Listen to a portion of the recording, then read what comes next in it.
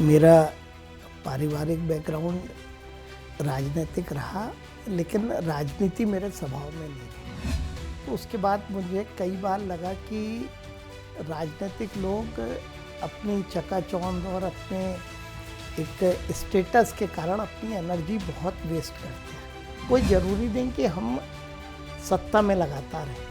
कई सीटें हैं जो हम नहीं जीते, कई पोलिंग है जो हम नहीं जीते, कई क्षेत्र ऐसे हैं जहां आज भी हम नहीं हैं, कई समाज ऐसे हैं जो शायद हमारे दिल से दूर हैं। तो ये सबको भी नज़दीक लाना हमारा काम होना चाहिए। पार्टी में अनुशासन के मामले में कोई कॉम्प्रोमाइज़ नहीं, लेकिन ये ज़रूरी नहीं कि हर मामले में एक सी कार्रवाई। जैसे हमारे शरीर के साथ छाया दिखती है और जब हम हट जाते हैं तो छाया भी उतनी तेज़ी से चली जाती है, वैसे ही हम जिस दिन उस दायित्व से हटेंगे उतनी ही जल्दी समर्थक भी छाया की तरह चले जाएंगे। और इसलिए जब तक हो उसका निर्वाह करो, जब नहीं हो तो उसको भूल जाओ। आज भारतीय जनता पार्टी की चुनौती इस बात की नहीं है कि हमारे पास कैडर नहीं है, कार्यकर्ता नहीं है या जनता में स्वीकार्यता नहीं है, बल्कि उस स्वीकार्यता को लगातार बनाए रखना और सफलता लगातार मिले उसका प्रयास करना। मैं समझता हूँ ये चुनौती और भी बड़ी है और इसका निर्वाह हम इसलिए कर पाते हैं कि निष्पक्ष भाव से सभी कार्यकर्ताओं को लेके चले। और चुनौतियाँ तो हमेशा बनी रहती हैं, चुनौतियों को खोजना और उन चुनौतियों से आगे बढ़ना ही हमारा काम होगा। शायद कम्युनिकेशन गैप के कारण, शायद कोई गलतफहमी के कारण आपस में दूर हैं, तो उन्हें एक करने का काम करना चाहिए, उन्हें साथ में बात करनी चाहिए, समझाइश देनी चाहिए। मैंने बिल्कुल निष्पक्ष भाव से दोनों से आग्रह भी किया, अध्यक्ष के नाते आदेश भी दिया, कोशिश भी की कि दोनों एक दूसरे से बात करें, एक दूसरे के घर जाए।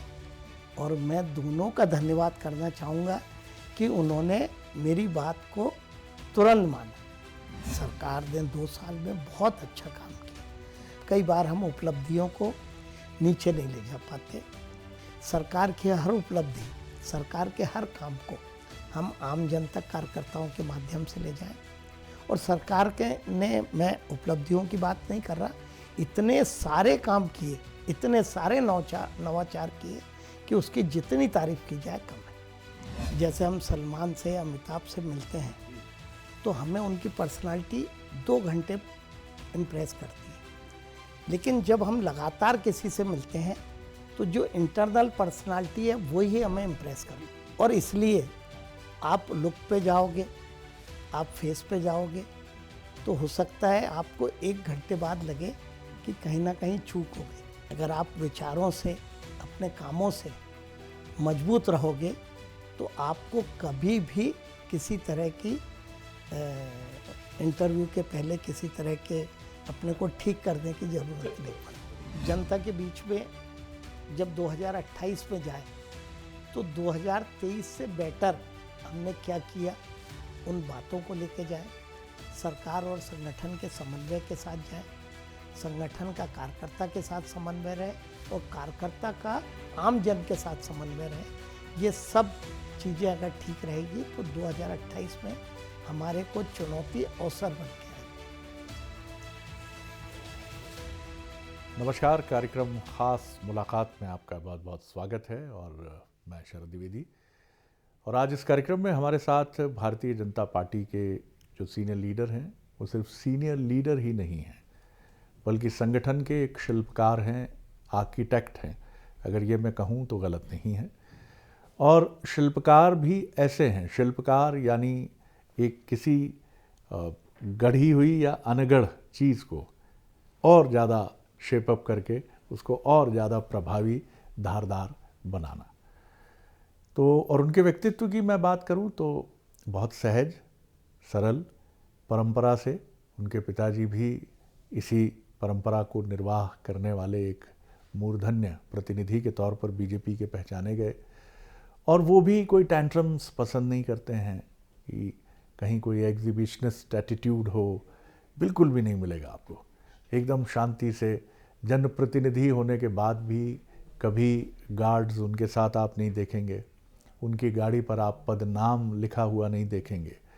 और महत्वपूर्ण बात है कि सबसे अच्छी बात जो होती है कि आप ऊपर एक ऐसा एटीट्यूड रखते हैं, जो ऐसा नहीं है कि सिर्फ रखते हैं उसको, आपको मालूम है कि आप जिस दायित्व को निभा रहे हैं आपको इसके साथ चलना है। आप उस व्यवहार के साथ एक भीतर ऐसा भी पक्ष रखते हैं जो अनुशासन और संगठनात्मक गतिविधियों को टॉप प्रायोरिटी पर रखता है। कुछ अगर आपको अंदाज़ा लगा हो, मैंने भूमिका तो अच्छी खासी खींची है। जी हाँ, हमारे साथ हैं मध्य प्रदेश भारतीय जनता पार्टी के अध्यक्ष हेमंत विजय खंडेलवाल जी। विजय खंडेलवाल जी उनके पिताजी, बहुत दिग्गज और मूर्धन्य नेता। सर, बहुत स्वागत करता हूँ। नमस्कार शरद जी। हेमंत जी, आपके पर्सनैलिटी की तरफ मैं आऊँ तो चीज़ें आप जैसे कहते हैं बीजेपी विद डिफरेंस, तो लीडर विद डिफरेंस भी होता है आपके यहाँ भी। परंपरा से हमने कई, मोदी जी बिल्कुल लीडर विद डिफरेंस है, एक डिसिप्लिन तरीका। अटल जी अलग लीडर विद डिफरेंस थे, आडवाणी जी अलग लीडर विद डिफरेंस थे, मध्य प्रदेश के मुख्यमंत्री वो भी एक लीडर विद डिफरेंस है। ये जो आपका स्वभाव का हिस्सा है, इसके बीज कहाँ पड़े कि गाड़ी पर लिखना नहीं है, ये नहीं है कि गार्ड्स लेके चलना है? ये चीज़ें मैं नहीं कहता बहुत कठिन है, लेकिन आसान भी नहीं है। कहाँ से इसका बीजारोपण कहाँ से हुआ? देखिए साहब, मेरा पारिवारिक बैकग्राउंड राजनीतिक रहा, लेकिन राजनीति मेरे स्वभाव में नहीं रही। मैं जब पहली बार पिता के नहीं रहने पे, मुझे ना चाहने पे भी चुनाव लड़ना पड़ा, तो उसके बाद मुझे कई बार लगा कि राजनीतिक लोग अपनी चकाचौंध और अपने एक स्टेटस के कारण अपनी एनर्जी बहुत वेस्ट करते हैं। तो मुझे लगा कि हम उन चीज़ों पे ज़्यादा एनर्जी लगाएं जिसकी उम्मीद जनता और कार्यकर्ता हमसे कहते हैं। तो उस पे ज़्यादा ध्यान लगाने से शायद हम उन कामों को आसानी से कर भी जाते हैं, और नहीं तो कई बार ये होता है कि हम अपने स्टेटस के कारण, अपनी बाकी चीज़ों के कारण में हमारा जो मूल काम है और जो मूल विषय है उससे हम कहीं ना कहीं भटक जाते हैं। ये आपका जो जवाब है ये बहुत सारे डायमेंशंस खोलता है कि हम एनर्जी वेस्ट भी कर देते हैं। बात सही है, सिर्फ राजनीति ही क्यों, अगर आपको लगता है कि जैसे वाजिद अली शाह के बारे में तो कहा जाता था वो इसलिए गिरफ्तार हुए कि जूतियाँ पहनाने के लिए किसी को ढूंढ रहे थे कि अरे कमबख्तों कोई तो जूतियाँ पहनाओ मुझे, तब तो मैं आगे बढ़ूँ। आपने एक और बड़ी इम्पॉर्टेंट बात कही कि राजनीतिक उस तरह का स्वभाव नहीं था। अब तो राजनीति का लंबा समय है।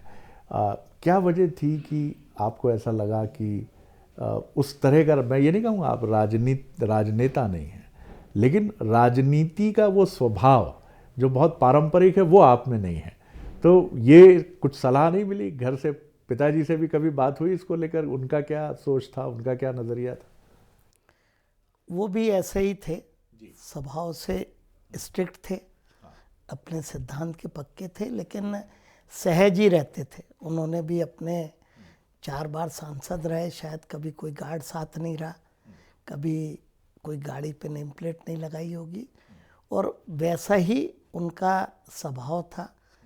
वो कई बार कहते थे कि कई हम पदों को अपने ऊपर इतना ना ओढ़ लें कि जब पद जाए तो हमें उसकी कमी खल जाए, इसलिए जैसे हैं वैसे रहें। दायित्व जितने दिन है हम दायित्व का निर्वाह करें।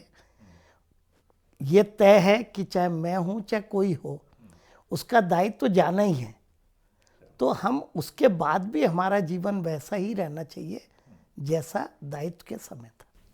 हेमंत जी, ये जो बात आप कह रहे हैं ये बहुत कठिन बात है और बहुत आध्यात्मिक और गूढ़ बात भी है। इसमें गीता का दर्शन भी है कि आपको सिर्फ अपना काम करना है, ना आपको उस मोह में आवृत्त होना है, उसमें आपको डूब जाना है, और ना उस मोह से विरक्त होने पर आपको हाय तौबा मचानी है।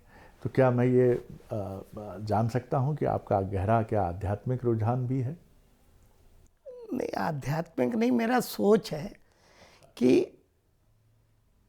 इंसान को कई बार कई जिम्मेदारी मिलती है, तो वो जिम्मेदारी का निर्वाह तो करता है, लेकिन उससे ज़्यादा उसके कारण जो उसको एक सम्मान मिलता है, जो उसका एक रिस्पेक्ट बढ़ता है सोसाइटी में, तो उसमें कभी कभी वो इतना खो जाता है कि जब वो पद से वो चीज़ चली जाती है, जब उसका पद चला जाता है, तो उसको ये समझ में नहीं आता कि आखिर ऐसा क्यों हुआ।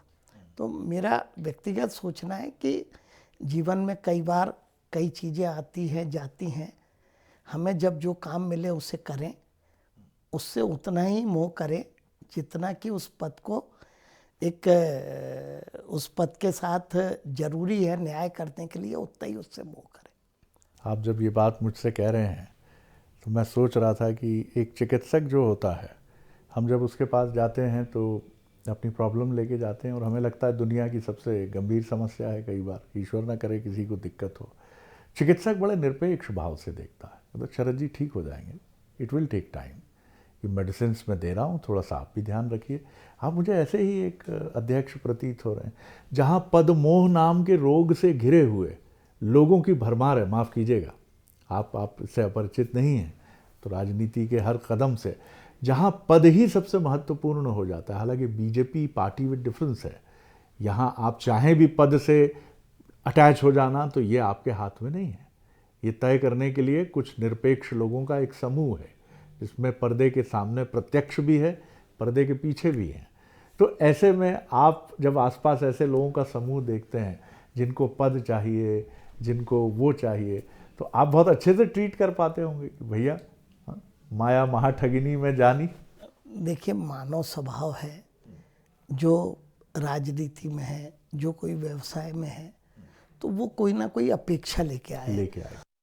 अगर कोई व्यक्ति व्यवसाय में है तो उसको लगता है कि मुझे इसमें अच्छा मुकाम हासिल होना है। राजनीति में तो स्वाभाविक सोचता है आदमी, अगर मैं समय दे रहा हूँ तो मैं क्यों नहीं टॉप पे पहुँचूँ, क्यों ना वो अचीव करूँ जिसकी मुझे इच्छा है। उसके कारण कई बार वो काम कम करता है और उसकी उम्मीद ज़्यादा करता है। तो मेरा सोचना रहता है, अगर इंसान काम करे तो और उम्मीद कम करे तो हो सकता है वो जो चाह रहा है वो चीज़ उसे मिल जाए, और अगर नहीं मिली तो उसे उस बात का कभी दुख नहीं होगा, गम नहीं होगा कि मैंने तो चाह ही नहीं था, इसलिए मैं जहाँ हूँ ठीक हूँ। आपके लिए एक स्लोगन और मैंने पार्टी में सुना कि सबके हेमंत, हेमंत जी सबके हैं, लेकिन पार्टी में अगर आप ढूंढिए कार्यकारिणी में तो हेमंत जी का कोई नहीं मिलेगा। तो ये भी आपने खुलासा कर ही दिया, जो आपकी शैली, जो बातें आपने बताई हैं कि बहुत न्यूट्रल और तटस्थ होकर आप चीज़ों को देखते हैं। देखिए, पार्टी में अगर कोई जिम्मेदारी मिली तो जो पार्टी में एक जो नेतृत्व, सामूहिक नेतृत्व जो चाहता है, जो लोग हमारी पार्टी में उन पदों के लायक हैं, उन सब पे हमें निष्पक्ष भाव से विचार करना चाहिए।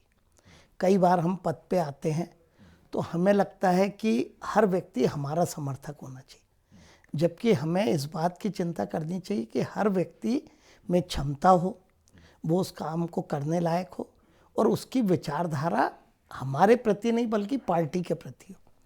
और मेरा अपना व्यक्तिगत मानना है कि कोई भी कितना भी बड़ा नेता रहे, वो जब तक पद पे है तो जैसे हमारे शरीर के साथ छाया दिखती है, और जब हम हट जाते हैं तो छाया भी उतनी तेज़ी से चली जाती है, वैसे ही हम जिस दिन उस दायित्व से हटेंगे तो कोई भी इतना बड़ा व्यक्तित्व नहीं होगा। इरले बिरले होंगे कि अटल जी जैसा होगा या मोदी जी जैसा होगा या महात्मा गांधी होंगे, सरदार पटेल, लेकिन बाकी लोग जितनी जैसे ही पद से जाएंगे उतनी ही जल्दी उनके समर्थक भी छाया की तरह चले जाएंगे। और इसलिए जब तक हो उसका निर्वाह करो, जब नहीं हो तो उसको भूल जाओ। बहुत बढ़िया बात है। और मुझे लगता है कि जब संगठन का मुखिया बीजेपी के ये बात कहे और अनुभव जन्य हो वो बात, ऐसा नहीं है कि ये वो किसी दूसरे के अनुभव से ये बात कह रहे हैं। बीजेपी के लिए एक उपमा और मेरे जहन में आती है कि एक ऐसी बहुत सुंदर नदी जिसमें इस समय जल राशि विपुल है, चारों तरफ देखें तो एकदम स्वच्छ जल छल छल करके भरा हुआ है, लेकिन ये चुनौती भी है। आप इस जल का उपयोग करके बिजली बना लें, इस जल से बांध की सिंचाई कर लें तो बहुत बढ़िया है, अन्यथा ये बांध का पानी भी बन सकता है। आप बीजेपी का आज जहां आप बीजेपी को देखते हैं, 2014 के बाद एक अलग बीजेपी इस मायने में है कि ये चुनाव जीतती है, चुनाव जीतना जानती है, जन आकांक्षाओं को पहचानती है। फिर भी चैलेंजेस हैं, चुनौतियां हमेशा रहती। क्या चुनौती आप देखते हैं और क्या सकारात्मक चीज़ें देखते हैं? देखिए, चुनौती तो हमेशा रहती है। जब दल के पास कार्यकर्ता नहीं रहते हैं, जनता में स्वीकारता नहीं होती है, तो उसके पास चुनौती होती है कि कैडर आए और जनता स्वीकारे।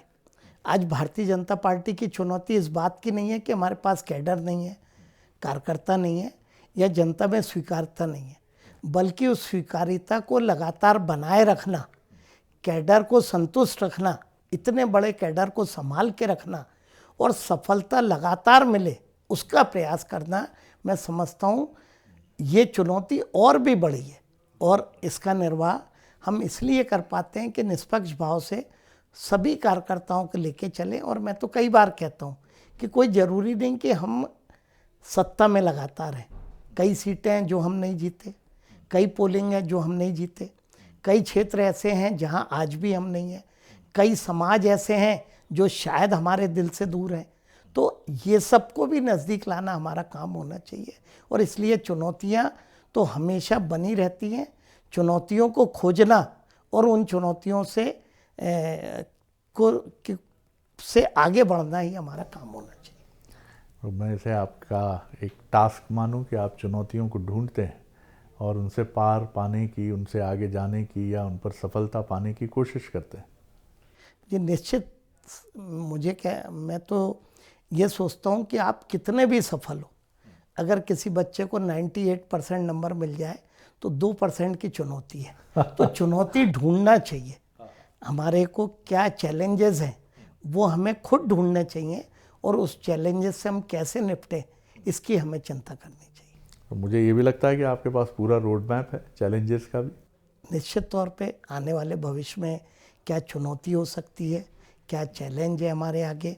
हमें नगर पालिका के चुनाव हैं, पंचायत के, उसके बाद विधानसभा है, लोकसभा है। तो उन सब के लिए हमारे पास खाका तैयार है, हमारे कार्यकर्ता तैयार हैं। और भाजपा तो हमेशा ही इलेक्शन मोड में रहती है। इलेक्शन मोड है, लेकिन मैं देख भी रहा हूँ कि एक ऐसे प्रदेश में जहाँ 29 की 29 लोकसभा सीटें हैं और थम्पिंग मेजॉरिटी से सरकार है, उसका प्रदेश अध्यक्ष यानी बीजेपी का प्रदेश अध्यक्ष हमसे ये कह रहे हैं कि भैया चैलेंजेस हैं और हमने उनको देखा है।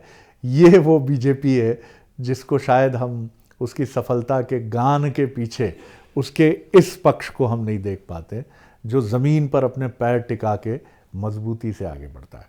हेमंत जी, समन्वय भी एक ऐसा पक्ष है, समन्वय और अनुशासन में इन दोनों को जोड़ना चाहूँगा। जैसा मैंने पहले कहा कि पूरी पार्टी में ये चर्चा है कि हेमंत जी से मिलना बहुत आसान है, जो किसी भी प्रदेश अध्यक्ष से मिलने के लिए पहली शर्त होती है। दूसरी महत्वपूर्ण बात है कि जितने आप नारियल की तरह कठोर दिखते हैं, या मैं उल्टी कहावत कहूँ कि नारियल का खोल हमें देखकर अंदर का सफ़ेद दूधिया पक्ष देखकर लगता है कितना स्वादिष्ट और मीठा है, लेकिन हम उसके ऊपरी को, लेकिन आपके साथ दोनों चीज़ें उतने ही कठोर हैं आप अनुशासन में। जितने भी नेताओं के रिश्तेदार और ये थे वो हटे, कोई भी घटना मध्य प्रदेश में घटती है किसी नेता की जिसमें आपको लगता है अनुशासन का पक्ष है, अगले दिन वो भोपाल होता है। इसको कैसे मैनेज करते हैं? नहीं, देखिए, पार्टी में अनुशासन के मामले में कोई कॉम्प्रोमाइज़ नहीं, लेकिन ये ज़रूरी नहीं कि हर मामले में एक सी कार्रवाई हो। कई बार लगता है हमारे कार्यकर्ता से कोई चूक हो गई है तो उसे समझाइश देना। कई बार लगता है कि बार बार बताने पे भी उनमें सुधार आ रहा तो बड़ी कार्रवाई करना। लेकिन अनुशासन बनाए रखना ये पार्टी की और हमारी जिम्मेदारी है, तो इस पे हम लोग लगातार काम करते हैं। दूसरा आपने कहा समन्वय, देखिए, जब से सभ्यता है तब से लोगों का मन ईश्वर ने अलग अलग बनाया। हम ये नहीं मान सकते कि पहले समन्वय होता था, आज नहीं है। पहले भी इतनी चुनौतियां थी, आज भी है। ये आदिकाल से चलता आ रहा है, लेकिन समन्वय स्थापित करने का काम लगातार करना चाहिए। हमें लगता है हमारी पार्टी के 2 नेता शायद कम्युनिकेशन गैप के कारण, शायद कोई गलतफहमी के कारण आपस में दूर हैं, तो उन्हें एक करने का काम करना चाहिए। उन्हें साथ में बात करनी चाहिए, समझाइश देनी चाहिए और निष्पक्ष भाव से उनको एक करें और उन्हें ये बताएं कि भाई आपका जो भी अस्तित्व है वो इस विचारधारा के कारण है, पार्टी के कारण है, और इसलिए अपने को पीछे रखो, अपने दल को आगे रखो। हम ऐसा कोई काम ना करें कि हमारे समन्वय ना होने के कारण हमारे दल को और हमारी विचारधारा को नुकसान। और ये आपने कर भी दिखाया बुंदेलखंड में। भूपेंद्र सिंह जी को और गोविंद सिंह जी को, जो ऐसा माना जा रहा था कि 2 ध्रुव हो गए हैं, एक नॉर्थ पोल है, एक साउथ पोल है, आपने न सिर्फ उन्हें साथ बिठा दिया बल्कि बढ़िया रात्रि भोज हुआ, डिनर हुआ। कैसा रहा वो अनुभव उन दोनों नेताओं के लिए भी? नहीं, मैंने बिल्कुल निष्पक्ष भाव से दोनों से आग्रह भी किया, अध्यक्ष के नाते आदेश भी दिया और कोशिश भी की कि दोनों एक दूसरे से बात करें, एक दूसरे के घर जाए। और मैं दोनों का धन्यवाद करना चाहूँगा कि उन्होंने मेरी बात को तुरंत माना। दोनों एक दूसरे के घर भी गए, मेरे साथ पूरे दिन रहे और दोनों ने मुझे कहा है कि अब आके भविष्य में आपको कोई दिक्कत नहीं आएगी, हम साथ चलेंगे और पार्टी के लिए मजबूती से काम करेंगे। आपके 3 शब्दों पे मैं ठिठका, आग्रह भी किया, आदेश भी दिया और कोशिश भी की। ये मुझे लगता है कि अपने आप में एक डिक्शनरी है बीजेपी संगठन की। आग्रह भी किया, आदेश भी दिया और कोशिश भी की, और तीनों तरीके, जिसको कहते हैं कि हर पाने से आपने नट बोल्ट को टाइट किया और ये समन्वय रूपी नट बोल्ट ऐसा कसा कि जो नेक्स्ट टू इम्पॉसिबल था वो पॉसिबल हो गया। काफ़ी वक्त जाता होगा हेमंत जी, क्योंकि मनुष्य का मन कई बार बहुत छोटी छोटी चीज़ों में उलझ जाता है। कई बार कुछ घटनाएं बहुत बड़ी भी हो जाती हैं और ये पार्टी के लिए बड़ा चैलेंज बनती है, ख़ासतौर से संगठनात्मक अनुशासन और चुनावी प्रबंधन और अनुशासन की दृष्टि से। नहीं, देखिए, चुनावी मोड में जब हमें चुनाव के समर में जब हमें जाना रहता है तो हमें अब उसके लिए पूरी तैयारी करनी पड़ती है और इसलिए हम हर जगह मजबूत हो, ये तो है ही है, लेकिन हमारे कार्यकर्ताओं का आपस का समन्वय होना चाहिए। उसके लिए हमें अच्छे मन से प्रयास करना चाहिए। अगर हम पार्टी की भावना को ऊपर रखे, अपनी विचारधारा को ऊपर रखे, हम लोग सब, मैं तो कहता मैं अकेला नहीं, हम सब पार्टी के नेताओं का फर्ज है कि जहाँ पे भी हमें दरार दिखे उसे दूर करने का काम करना चाहिए। जब सब कार्यकर्ता मिलके चलेंगे तभी हम उस मिशन पे पहुँच पाएंगे जिसकी उम्मीद हमारा नेतृत्व और आम जनता हमसे करती है। आपके एक सामाजिक पक्ष की भी बात मैंने सुनी कि आप जनप्रतिनिधि के नाते काफ़ी आपका प्रयास होता है कि लोगों की मदद हो, उनकी हेल्प हो, और ये भी मैंने सुना कि किसी पेशेंट को आपने काफ़ी आउट ऑफ वे जाके अपनी निधि से काफ़ी बड़ी राशि भी आपने, शायद वो कैंसर पीड़ित थे, और उनको आपने काफ़ी बड़ी राशि भी प्रदान की। और ये बहुत ज़रूरी है। कई बार हम नियमों में उलझ जाते हैं, इस सहायता कोष के तहत तो इतना ही दिया जा सकता है, जबकि पीड़ा अपार है, उसको कैसे बांधोगे आप 25,000, 50,000, 75,000 में? ये बहुत ज़रूरी है। आपने इसको भी किया और हमने ये भी सुना है कि काफ़ी आप चैरिटी का भी आपका काफ़ी छिपाकर आप करते हैं ये सारी चीज़ें, जो स्वाभाविक है।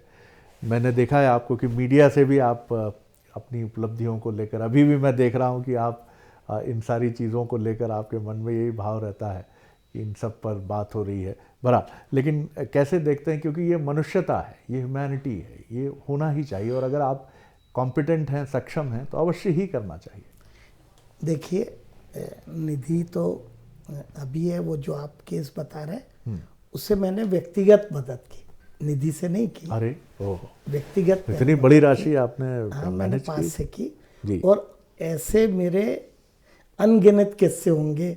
आप मेरे बैतूल जाएंगे मैंने सुना, वहीं तो से ये बात आप पता चली मुझे। किसी से भी पूछेंगे, मेरा कोई विरोधी होगा उससे भी पूछेंगे तो वो भी ये कहेगा बात कि इस कहेगा, मामले में मैं कभी पीछे नहीं हटता। जी। मेरे घर अगर कोई दुखी आया है और उसकी कोई समस्या है तो शायद ही मेरे जीवन में ऐसा कभी हुआ होगा कि मैंने उसे निराश करके भेजा होगा। ओह, बड़ी कमाल बात है।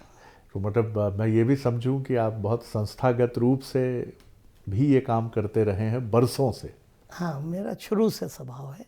जब राजनीति में नहीं था तब भी मेरा प्रयास रहता था कि अगर कोई, कई बार उसको पड़ताल भी कर लेते हैं कि उसकी जो समस्या वो सही है कि नहीं, लेकिन अगर उसकी दिक्कत है, चाहे उसके बच्चे के एजुकेशन की है, चाहे उसकी हेल्थ की है, चाहे किसी भी चीज़ की है, कोशिश करता हूँ कि उसका निकाल किसी भी हद पे जाके हो, लेकिन होना चाहिए। बहुत बढ़िया, ये बहुत बड़ी बात है और आप इसका निर्वाह बरसों से कर रहे हैं। अभी आप किस तरह देखते हैं मंत्रियों के परफॉर्मेंस का मूल्यांकन हो रहा है? एक अलग मुख्यमंत्री जी ने भी 2 साल पूरे होने पर कहा, डॉक्टर मोहन यादव ने, कि हमने एक नवाचार के तौर पर ये शुरू किया कि मंत्री खुद अपना रिपोर्ट कार्ड मीडिया के ज़रिए जनता के सामने रखें। बड़ा साहसिक फैसला है, क्योंकि आप आएंगे मीडिया के सामने, समालोचनात्मक, आलोचनात्मक हर तरह के सवाल होंगे, तो जाहिर है इसमें आपकी भी भूमिका रही होगी। सब मिलजुल कर ही तय होता है पार्टी। किस तरह देखते हैं आप इस प्रक्रिया को? देखिए, सरकार ने 2 साल में बहुत अच्छा काम किया। कई बार हम उपलब्धियों को नीचे नहीं ले जा पाते, जिनको उसका लाभ मिल रहा है उन तक ये जानकारी नहीं रहती, और इसलिए हमने तय किया है कि सरकार की हर उपलब्धि, सरकार के हर काम को हम आम जन तक कार्यकर्ताओं के माध्यम से ले जाएं। और इसलिए मुख्यमंत्री जी का मैं धन्यवाद करूंगा। 2 वर्षों को लेके वो प्रेस से भी मिले और मंत्रियों को भी निर्देशित किया कि आप भी अपने विभाग ने क्या अच्छा किया उसके बारे में बताएं। और जब हम प्रेस से बात करते हैं तो कई बार कुछ कमी है तो वो भी हमें पता लगती, तो हमें दोनों चीज़ों का आभास होता है। अच्छे काम हमारे जनता तक जाते हैं और कहीं हमारी वर्किंग में कोई कमी रह गई, कोई त्रुटि रह गई तो उसके बारे में भी पता होता है। तो मैं समझता हूँ सरकार का ये अच्छा प्रयास है। और सरकार के ने, मैं उपलब्धियों की बात नहीं कर रहा, इतने सारे काम किए, इतने सारे नवाचार किए कि उसकी जितनी तारीफ की जाए कम है। आपने एक बड़ी इम्पोर्टेंट बात कही कि चौथे स्तंभ यानी मीडिया से आप जब सुनते हैं तो वो भी एक लर्निंग है, हमें मालूम पड़ता है कैसा होता है। आप भी जब भी प्रेस से बैतूल में, मध्य प्रदेश के अलग अलग हिस्सों में, राजधानी में, जब भी कोई तीखा सवाल आता है, आलोचनात्मक सवाल आता है, तो उसको कैसे लेते हैं आप? सब मैं तो हर तरह के सवाल का स्वागत भी करता हूँ और सामना भी करता हूँ। क्या बात है। और कोशिश करता हूँ कि उसका सही जवाब दे पाऊँ। और मुझे लगता है कि परिस्थिति के कारण कई बार हम उस चीज़ को का जवाब नहीं दे पा रहे, लेकिन इसका ये मतलब नहीं कि हम जवाब नहीं दे पा रहे मतलब हम सही हैं, बल्कि अगर किसी पत्रकार ने, किसी ने ऐसी बात कही है जो सही में सोचने की है तो निश्चित तौर पे उस पर विचार भी करते हैं और उस अनुसार अपने संगठन को और अपने आप को बदलाने का प्रयास भी करते हैं। ये भी आपका उत्तर पारंपरिक राजनीति के प्रतिमानों से बड़ा अलग हटकर है और मैं इसका बहुत वेलकम करता हूँ, क्योंकि आपने बहुत गहराई से इसका जवाब देने की कोशिश की है कि भले ही हम उत्तर ना दे पाएँ, लेकिन इसका मतलब ये नहीं है कि वो सवाल मर्म तक नहीं पहुँचा है। कई बार राजनीति है, कलेवर है, उत्तर नहीं दिया जा सकता है, लेकिन हम सोच रहे हैं और उसके निदान तक पहुँचेंगे भी। मुझे लगता है ये बहुत सकारात्मक एक तरीका है।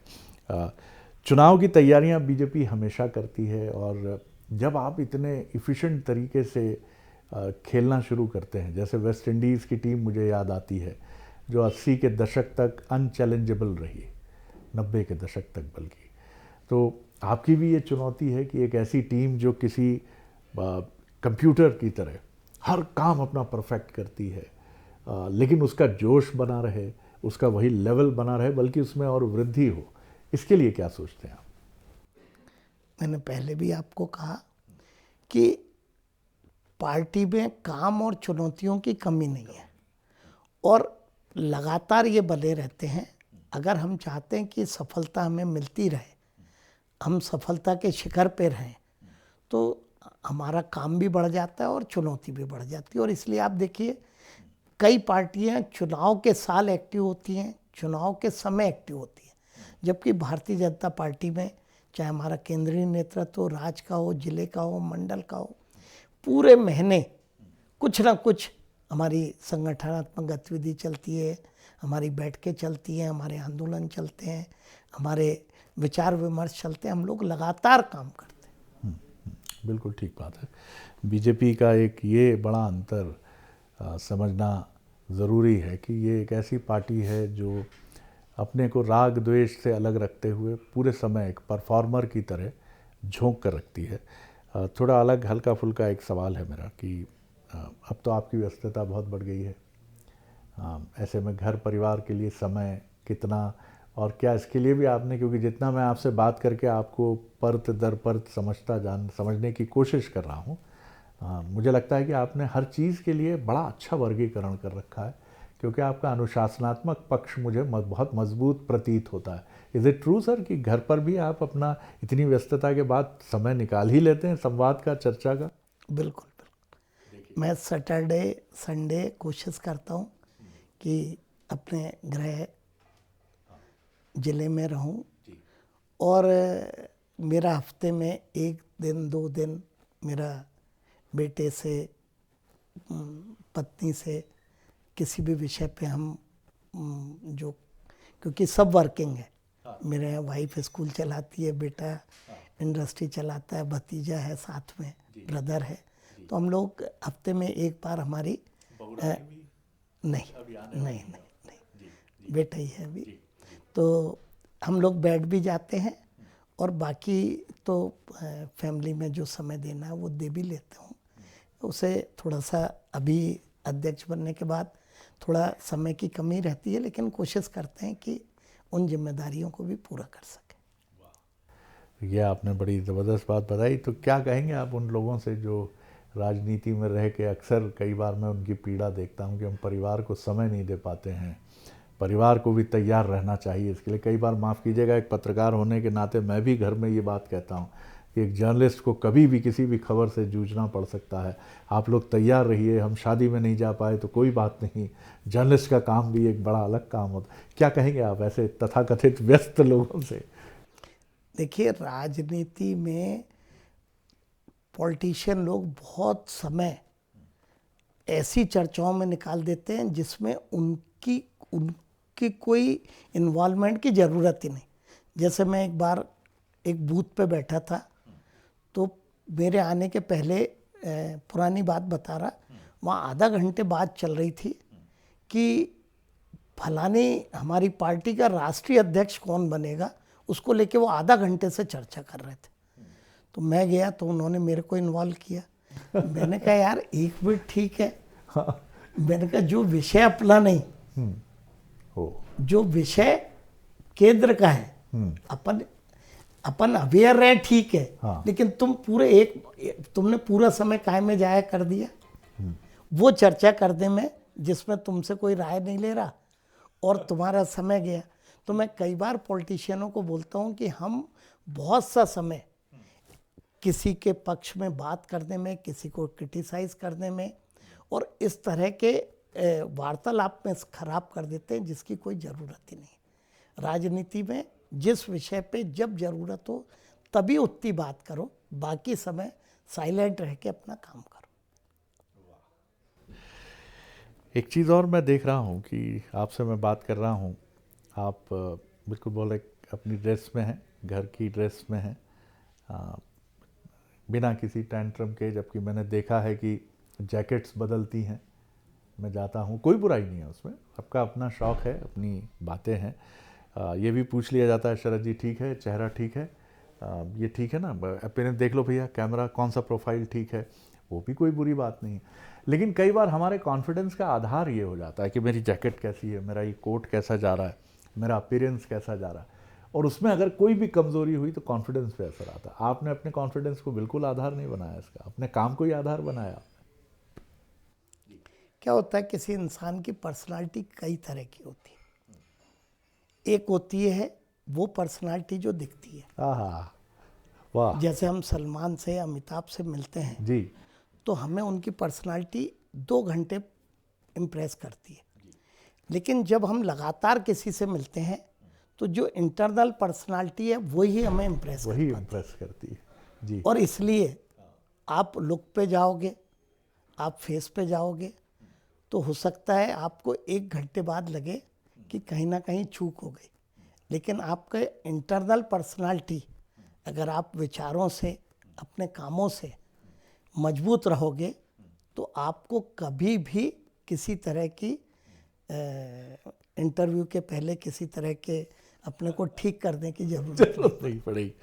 तो आंतरिक सौंदर्य जिसको हम कहते हैं, अगर आप उसके साथी हो गए और आपके भीतर का मन उसके साथ जुड़ गया तो फिर आपको इसकी ज़रूरत नहीं पड़ती। ये बहुत गहरी बात है, बड़ी स्पिरिचुअल बात है। और मज़ेदार बात ये है कि आप ये सारी चीज़ों का अभ्यास पता नहीं किस उम्र से कर रहे हैं। 1-2 सवालों के साथ ख़त्म करूँगा बड़ा, लेकिन आज बहुत कुछ एक पॉलिटिकल फिलोसोफर की तरह आपको सुनने का भी मौका मिल रहा है। एक चीज़ हमने बड़ी सुनी, एक तो आपने ये बड़ा अच्छा काम किया कि मिनिस्टर्स आने लगे, कार्यकर्ताओं की सुनने लगे, ये बड़ी चीज़ थी। बड़ा कार्यकर्ता बीजेपी का बड़ा स्वाभिमानी होता है, उसको बड़ा कष्ट होता है कि बंगले पर गया और बैठा हुआ है और फिर घंटी बजती है, थोड़ी देर से भेजना, उसको बड़ा हर्ट होता है। लेकिन आपने एक प्रोसेस किया। अब हम ये भी सुन रहे हैं कि क्योंकि जो आपका बहुत रुझान है उस तरफ, सामाजिक सेवा की तरफ, कि जितने भी ऐसे लोग हैं जिन्हें मेडिकल चिकित्सा के लिए सहायता की ज़रूरत है, उनके लिए सांसद और विधायक बीजेपी कार्यालय में चिट्ठियां लेंगे और निर्णय करेंगे। Is it true sir? नहीं, हमने विचार किया है, मैं खुद अपने यहाँ करता हूँ। एक मेरा स्टाफ भोपाल में रहता है जो बैतूल से आने वाले सारे पेशेंट को अटेंड करता है, हॉस्पिटल में उन्हें देखता है। उन्हें कोई फाइनेंशियल दिक्कत हो, रुकाने की हो, तो उसकी मैं चिंता करता हूँ, किसी हॉस्पिटल में फ़ोन करना है। ये काम विगत कई वर्षों से मैं कर रहा हूँ और मेरा वो सफल भी है, क्योंकि किसी पेशेंट के परिजन के पास कोई का फ़ोन पहुँच जाए या कोई उसकी पराए शहर में चिंता कर ले तो उसके लिए बहुत बड़ा संबल हो जाता है। तो हमने हमारे चिकित्सा प्रकोष्ठ के हमारे डॉक्टर देशमुख है, उनसे हमारी बात हुई, आशीष जी और हम सब ने मिल के बात की, हमारे हितानंद जी, मुख्यमंत्री जी, हमने उन सबको बताया। तो हम एक प्रयास कर रहे हैं कि हमारे कार्यालय में हम कुछ इस तरह के हमारे स्टाफ और कुछ डॉक्टर्स का समन्वय करके हम बैठाएं और हमारे सांसद, हमारे विधायक, हमारे जिलाध्यक्ष अगर किसी पेशेंट को भोपाल भेजते हैं तो उसकी मदद हो जाए, सही हॉस्पिटल वो चला जाए, आयुष्मान में उसका इलाज हो जाए। यदि आयुष्मान नहीं है तो उसका पैसे उतने ही लगे जितना लगना चाहिए। उसके लिए हम हॉस्पिटल से बात कर लें, उसके रुकने की, भोजन की चिंता कर लें। भोपाल शहर में अभी हम ये शुरुआत करेंगे, अगर सफल रहा तो फिर इसको आगे बढ़ाएंगे।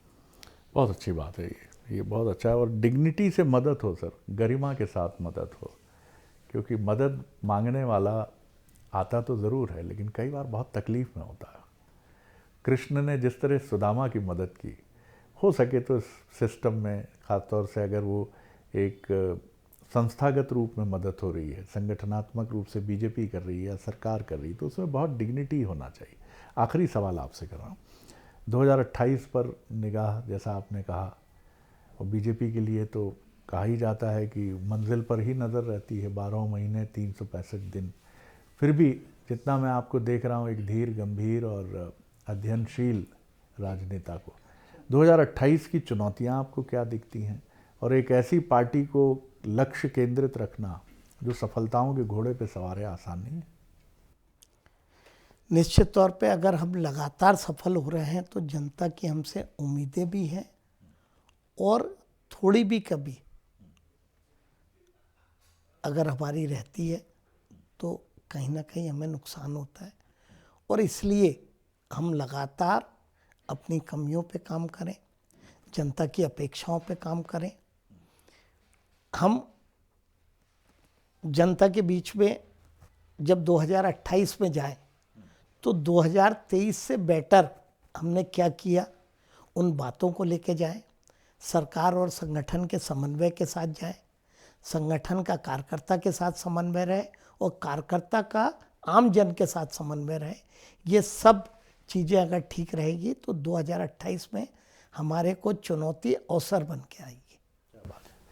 तो आप आश्वस्त हैं इसको लेकर कि इस लाइन पर आगे बढ़ेंगे तो लोकसभा की सीटें भी आप इंटैक्ट रखेंगे जो आपके पास हैं, और जो संख्या बल है ये भी आप आगे भी जा सकते हैं और अच्छे नतीजों के लिए तैयार रहेंगे? आंकड़ों में जाने की ज़रूरत नहीं।